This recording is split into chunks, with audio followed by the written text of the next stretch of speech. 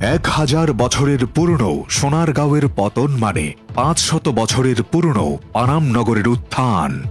যেখানে আসতে পারাটা পৃথিবীর বড় বড় বণিকদের স্বপ্ন ছিল। এটি সেই নগরী 400 বছর পূর্বে পৃথিবীতে রপ্তানিকারক দেশ হিসেবে যার স্থান ছিল 4। এটি সেই আজব শহর যার ধ্বংস মানে পৃথিবীর বড় বড় বন্দরের ধসে যাওয়া, যার সৌন্দর্য ছিল অতুলনীয়। পারস্যের কবি হাফিজের সেই ভালোবাসার নগরী পানাম নিয়ে আজকের গল্প। নারায়ণগঞ্জ জেলার সোনারগাঁওতে অবস্থিত একটি প্রাচীন শহর। প্রাচীন এই জায়গায় 3টি শহর ছিল: বড়নগর, খাসনগর এবং পানাম নগর। তন্মধ্যে এই পানাম নগর ছিল সবচেয়ে আশ্চর্যজনক সুন্দর। প্রায় 10 বর্গ কিলোমিটার এলাকা জুড়ে ছিল এই প্রাচীন নগরী। বাংলার 12 ভূঁইয়াদের ইতিহাসের সাথে সরাসরি সম্পর্কিত। যাব সে গল্পে। সোনারগাঁও ছিল ঐতিহাসিক বাংলা অঞ্চলের প্রাচীন রাজধানী। এখানে ছিল একটি নদী বন্দর।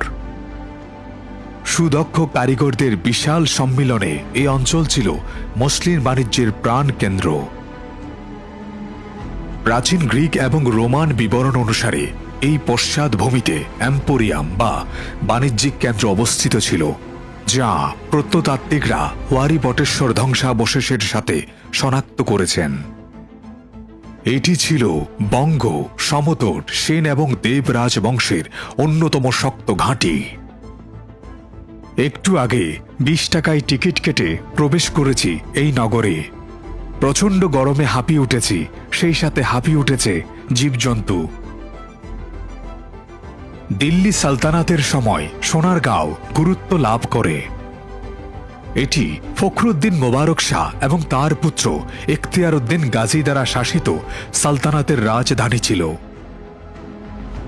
এখানে রাজ দরবার এবং বাংলা সালতানাতের টাকশাল এবং গিয়াসউদ্দিন আজম শাহের রাজত্বকালে বঙ্গীয় সালতানাতের রাজধানীও ছিল। সেই সময় ছাদের আদল যেমনটা ছিল তার একটা রূপ দেওয়ার চেষ্টা করা হচ্ছে এখানে। সোনারগাঁও একসময় বাংলার অন্যতম গুরুত্বপূর্ণ জনপদে পরিণত হয়। অনেক অভিবাসী বসবাস শুরু করে এই এলাকায়। সুলতানরা মসজিদ এবং সমাধি নির্মাণ করেন। একবার ফারস্যের খ্যাতিমান কবি হাফিজকে আমন্ত্রণ জানিয়েছিলেন তৎকালীন বাংলার সুলতান গিয়াসউদ্দিন আজম শাহ। বৃদ্ধ কবি হাফিজ সে আমন্ত্রণে সাড়া দিতে না পেরে একটি গজল রচনা করে উপহার পাঠান সুলতানকে। এই গজলের সূত্র ধরে অনেক পর্যটক এসেছিলেন এই সোনারগাঁতে, হয়েছিলেন মুগ্ধ। এই ভবনের ঠিক এখানটাতে লোহার দরজা ছিল। এখানে দরজার যে কি বলে এটাকে, কবজা বা দরজা লাগানোর যে অ্যাঙ্গেলগুলো ছিল সেগুলো দেখা যাচ্ছে। এগুলো নিশ্চয়ই সেই সময়কার, যখন এই প্রাচীন শহর প্রতিষ্ঠিত হয়েছিল বা এই ভবনটি স্থাপিত হয়েছিল তখনকারই হতে পারে। এই যে পুরনো সেই লোহার রেলিং, এবং সেই সাথে এখানে একটা পেরেক দিয়ে আটকানোর মতো কিছু একটা ছিল, হয়তো সাইনবোর্ড ছিল। সে সাইনবোর্ড লোহার পেরেক দিয়ে আটকানো হয়েছিল, বড় বড় পেরেক দিয়ে। এখন সেই সাইনবোর্ডটা বিলীন হয়ে গেছে, কিন্তু সেই লোহার পেরেকগুলো রয়ে গেছে এখনো।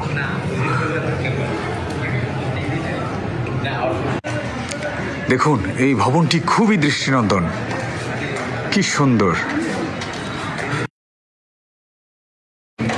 এটির অভ্যন্তর আরো সুন্দর, কিন্তু আমি দেখাতে পারছি না যেহেতু এখানে তালা আছে। কিন্তু আমরা যদি একটু চেষ্টা করি, এটি দেখুন, আভ্যন্তরীণ কিছু অংশ দেখা যাচ্ছে।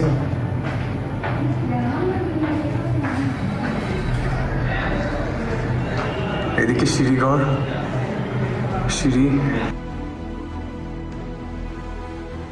15 শতকে ঈশা খাঁ বাংলার প্রথম রাজধানী স্থাপন করেন সোনারগাঁওয়ে। পূর্বে মেঘনা আর পশ্চিমে শীতলক্ষ্যা নদীপথে বিলেত থেকে আসত বিলাতি থান কাপড়। দেশ থেকে যেত মসলিন।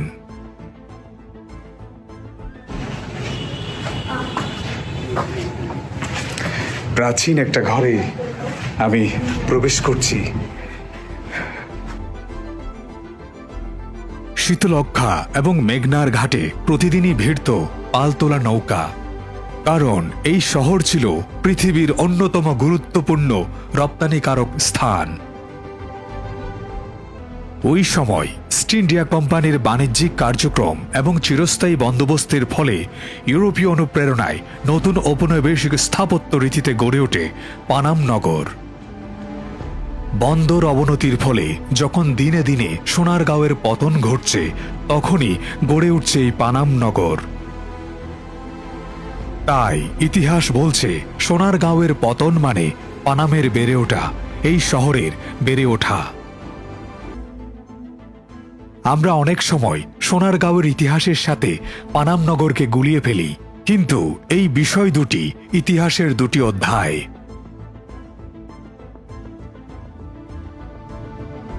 অত্র অঞ্চলের অহংকার ছিল মসলিন, সারা বিশ্বে সুবিখ্যাত। কিন্তু এই পোশাক বাণিজ্যের স্থান ধ্বংস করে ইস্ট ইন্ডিয়া কোম্পানি শুরু করে নীল বাণিজ্য, কারণ পুরো ইউরোপ জুড়ে নীলের চাহিদা ছিল ব্যাপক। মসলিন ধীরে ধীরে হারিয়ে যায় কালের গর্ভে। কৃষকদের বাধ্য করা হয় নীল চাষে, অলাভজনক নীল চাষ। মসলিনের স্থলে ইংরেজরা এখানে বসিয়েছিল নীলের বাণিজ্য কেন্দ্র। নীল চাষ এবং নীল খুঁটির অত্যাচার নিয়ে আমার এই চ্যানেলে দুটি ভিডিও আছে, চাইলে দেখে নিতে পারেন। এই পানাম নগরের স্থাপত্য শৈলী দেখার মতো। মোঘল, গ্রিক, গান্ধারা এবং দেশীয় স্থাপত্য রীতি চোখে পড়ে এখানে। পূর্বের কয়েকশো বছরের স্থাপত্য জ্ঞানের সম্মিলন ঘটেছে এই পানাম নগরে। একটি বাড়ি থেকে অন্য বাড়ির রয়েছে সম্মানজনক দূরত্ব। প্রায় প্রত্যেক বাড়িতেই রয়েছে কূপ, 5টি বড় বড় পুকুর, অঙ্কিরাজ খাল এবং রয়েছে একটি পরিকা। অঙ্কিরাজ খালটি ক্রমশ ঢালু হয়ে মিশেছে নদীতে। পরিখাটা খনন হয়েছিল নিরাপত্তাজনিত কারণে, এই শহরকে রক্ষা করার জন্য। ঔপনিবেশিক সময়ে পৃথিবীতে বাণিজ্যের যে নেটওয়ার্ক ছিল, এটি ছিল তারই অংশ। ভেবে দেখুন কত গুরুত্বপূর্ণ ছিল এই পানাম নগর। এই বাণিজ্যিক নেটওয়ার্কের কারণে সারা পৃথিবী জুড়ে এই শহরের সাথে পণ্য, সংস্কৃতি এবং শিক্ষার আদান প্রদান ঘটত। ফলে এই নগরীর স্থাপনাগুলোর সাথে রয়েছে পৃথিবীর অনেক শহরের ভবনগুলোর মিল। বাংলার প্রাচীন শহর পানাম নগর, সেই পানাম নগরের কিছু ভবন আপনাদের দেখাচ্ছি। দেখুন কি প্রাগৈতিহাসিক মনে হচ্ছে সেই ভবনগুলো। একটা ভবনের এদিকে একটা সিঁড়ি ছিল, সেই সিঁড়ি এখন বন্ধ করে দেওয়া হয়েছে। পানাম নগরীর পরিকল্পনা একেবারেই নিখুঁত। নগরীর ভেতরে আবাসিক ভবন ছাড়াও ছিল মসজিদ, মন্দির, গির্জা, মঠ, গোসলখানা, নাচঘর, পান্তশালা, চিত্রশালা, খাজাঞ্চিখানা, দরবার কক্ষ, গুপ্তপথ, বিচারালয়, পুরনো জাদুঘর প্রভৃতি। এছাড়াও ছিল টাকশাল, যেখানে টাকা বা মুদ্রা ছাপানো হতো। ওই টাকশাল নিয়েও আমার ভিডিও আছে, দেখে নিতে পারেন। থেকে প্রায় 10 বছর আগে আমি একবার এসেছিলাম এখানে। সে সময় ঠিক এই জায়গাটার একটা ছবি উঠিয়েছিলাম। এই লেখাটার পিত্তহীন, এবং সেই ছবিটি আমার কাছে এখনও আছে, এবং 10 বছর পরে এখনও সেই চিকা বা সেই লেখাটা স্পষ্ট দেখা যাচ্ছে। এই পানাম নগরী যেমন সৌন্দর্যতার উৎকর্ষতায় ভরপুর ছিল, ঠিক তেমনি ছিল নির্মমতার সাক্ষী। এই নগরীর অনতি দূরে আছে নীলকুঠি, ইস্ট ইন্ডিয়া কোম্পানির নীল চাষের নির্মম ইতিহাসের নীরব সাক্ষী হয়ে রয়েছে পানামের নীলকুঠি। সেই নীলকুঠির পাশে গেলে এখনো আপনার গা শিউরে উঠবে, নির্মমতার আঁচ গায়ে এসে লাগবে। কি ছিল এখানে এত ছোট্ট পরিসরে? এটা হয়তো কোনো ব্যবসা কেন্দ্র ছিল, হয়তো কোনো দোকান, এরকম কিছু একটা। খুবই কারুকার্য খচিত। উপরের আলপনাটা দেখুন কি সুন্দর লাগছে। এই প্রাচীন শহরটিতে ঔপনিবেশিক ধাঁচের দোতলা এবং একতলা বাড়ি রয়েছে প্রচুর, যার বেশিরভাগ বাড়ি ঊনবিংশ শতাব্দীর, অর্থাৎ 1800 সালের আশেপাশে। মূলত পানাম ছিল বাংলার সেই সময়কার ধনী ব্যবসায়ীদের বসতক্ষেত্র। ব্যবসায়ীদের ব্যবসা ছিল ঢাকা কলকাতা জুড়ে, তারাই গড়ে তোলেন এই নগর। 1611 খ্রিস্টাব্দে মুঘলদের সোনারগাঁ অধিকারের পর সড়ক ও সেতু নির্মাণের ফলে রাজধানী শহরের সাথে পানাম এলাকার সরাসরি যোগাযোগ স্থাপিত হয়।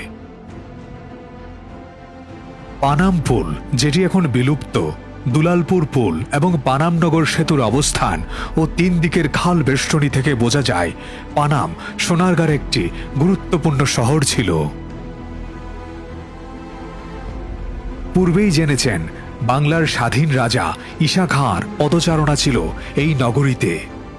সুলতানি আমল থেকে এখানে বিকশিত হয়েছিল বাংলার সংস্কৃতি দারুণভাবে। পানামের টিকে থাকা বাড়িগুলোর মধ্যে 52টি বাড়ি উল্লেখযোগ্য। পানাম নগরীতে রয়েছে একটি মাত্র রাস্তা, যার উত্তর পাশে আছে 31টি এবং দক্ষিণ পাশে আছে 21টি বাড়ি। অধিকাংশ বাড়ি আয়তকার, উত্তর দক্ষিণে বিস্তৃত, উচ্চতা 1 তলা থেকে 3 তলা পর্যন্ত। প্রতিটি বাড়ি ব্যবহার উপযোগিতা, কারুকাজ, রঙের ব্যবহার এবং নির্মাণ কৌশলের দিক দিয়ে উদ্ভাবনী কুশলতায় ভরপুর ছিল। ইটের সঙ্গে ব্যবহার করা হয়েছে ঢালাই লোহার তৈরি ব্র্যাকেট, ভেন্টিলেটর এবং জানালার গ্রিল।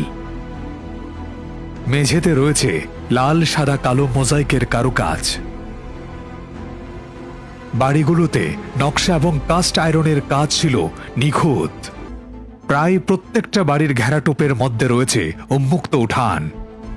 অন্দরভাটি এবং বহির্ভাটি 2 ভাগে বিভক্ত। আমরা তো ভবন দেখে আসছি ওই দিক থেকে। অ্যাকচুয়ালি এই শেষের কয়েকটি ভবন এখনো দেখতে কি মনোমুগ্ধকর, কি সুন্দর লাগে। এই যেমন এখানে কাশীনাথ ভবন, 1305 সন বাংলা। সেই সাথে 34 নম্বরের বিল্ডিংটি দেখুন কি সুন্দর, এবং শেষের আরও 2-1টি বিল্ডিং নিশ্চয়ই আমরা দেখব এরকমই পরিষ্কার পরিচ্ছন্ন এবং সুন্দর। এগুলো কি এই পানাম নগরের শেষের দিকে বানানো হয়েছে যখন স্থাপিত হয়েছিল, নাকি তার নিজস্ব সৌন্দর্য গুণে এতটা সুন্দর রয়ে গেছে বুঝতে পারছি না, বাট দেখতে অপূর্ব লাগছে। এই কাশীনাথ ভবনে বর্তমানে যারা এখানে আনসাররা আছেন, এখানে যারা দেখভাল করছেন, তারা এখানে থাকেন। মধ্যযুগে সোনারগাঁ বাংলার রাজধানী হওয়ার পর থেকে পানাম নগর ব্যাপক উৎকর্ষ লাভ করে। সেই উৎকর্ষতা থেমে যায় তখনই যখন ঢাকাকে সুবা বাংলার রাজধানী করা হয় 1610 খ্রিস্টাব্দে। 1757 সালে পলাশী যুদ্ধের পর এই শহরের আরও অবনতি ঘটতে থাকে, বিশেষ করে মসলিন বন্ধ হয়ে যাওয়ার পর। ব্রিটিশরা পুরোপুরি বাংলার নিয়ন্ত্রণ নেওয়ার পর এখানকার সম্ভ্রান্ত মুসলমানরা ব্রিটিশদের সঙ্গে অসহযোগিতা করায় ব্রিটিশরা এখানকার বাসিন্দাদের প্রভাব প্রতিপত্তি কমানোর উদ্যোগ নেয়। একই সঙ্গে তারা এখানে উচ্চবর্ণের হিন্দুদের পুনর্বাসন করে, কেবলমাত্র তাদেরই যারা তাদের সহযোগিতা করেছিল। ফলে এই নগরে সৃষ্টি হয় হিন্দু ব্যবসায়ীদের একটি শক্তিশালী অবস্থান। অতীতে এখানে বসবাসকারী অনেক ব্যবসায়ী যারা ব্রিটিশদের সঙ্গে সহায়তা করেনি, তারা ক্রমে এই এলাকা ছেড়ে চলে যেতে বাধ্য হয়।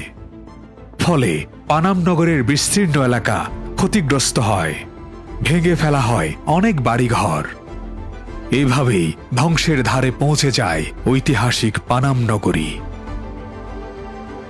বর্তমানে পানাম নগরের রাস্তার 2 ধারে পুরনো যেসব ভবন দেখা যায় তা মূলত ব্রিটিশদের সহায়তায় গড়ে ওঠা ঊনবিংশ এবং বিংশ শতাব্দীর হিন্দু উচ্চবর্ণের ব্যবসায়ীদের তৈরি। ব্রিটিশরা চলে যাওয়ার পর এই শহরের প্রতিপত্তি হ্রাস পায়, ক্রমেই পরিণত হয় এক ভুতুড়ে এলাকায়। ব্যস্ত কোলাহলের জায়গা দখল করে ভয়ঙ্কর নীরবতা। অযত্ন আর অবহেলায় পানাম নগরের বাড়িগুলোতে শেওলা ধরেছে। ভেতরের পরিবেশ স্যাঁতস্যাঁতে গুমট। বাড়িগুলোর দেয়ালে গজাচ্ছে গাছপালা, অনেক বাড়ির ভেতরে ঢুকে গেছে গাছের শিকড়। চৌকাঠ রেলিং খুলে পড়েছে। বন্ধুরা, এটাই সেই পানাম শহর, পানাম নগর যাই বলি। 1500 শতকে ইশাকার আমলেই এই শহর প্রতিষ্ঠিত হয় এবং এক সময় খুবই রমরমা ছিল এই শহর। সেই শহরের ভগ্নাংশ দেখে, ভগ্নাবশেষ দেখে আমরা এখনো আন্দাজ করতে পারি 52টি ভবন এখনো কোনো রকমের টিকে আছে, অস্তিত্ব জানান দিচ্ছে এই শহরের। এই স্থানটার প্রত্যেকটা ভাজে ভাজে হয়তো আরো অনেক স্থাপনা ছিল যেগুলো কালের গর্ভে হারিয়ে গেছে, এখন তার কিছুই অবশিষ্ট নেই। কিন্তু যতটুকু টিকে আছে এটা দিয়ে আমরা বুঝতে পারি কি সমৃদ্ধশালী ছিল, কতটুক মাথা উঁচু করে থাকতো বাংলার এই প্রাচীন নগর পানাম নগর, এই পানাম সিটি। কি ছিল না এখানে? সবই ছিল, সবই। ব্যবসা কেন্দ্র, শিক্ষার পরিবেশ, রাজকার্য পরিচালনার জন্য স্থল, সেই সাথে আরো অনেক কিছুই যা একটা রাজ্যে থাকে। বাংলার বারভূইয়া ইশাকার আমলে প্রতিষ্ঠিত হয় এই পানাম নগরী প্রায় 1500 শতকে। ইতিহাস বিখ্যাত সেই সোনারগাঁও, সেই পানাম এখন কেবলমাত্র নামেই রয়েছে। সময়ের আবর্তে হারিয়ে গেছে তার অতীত জৌলুস। বিশ্বের 100টি ধ্বংসপ্রাপ্ত শহরের মধ্যে এই পানাম একটি।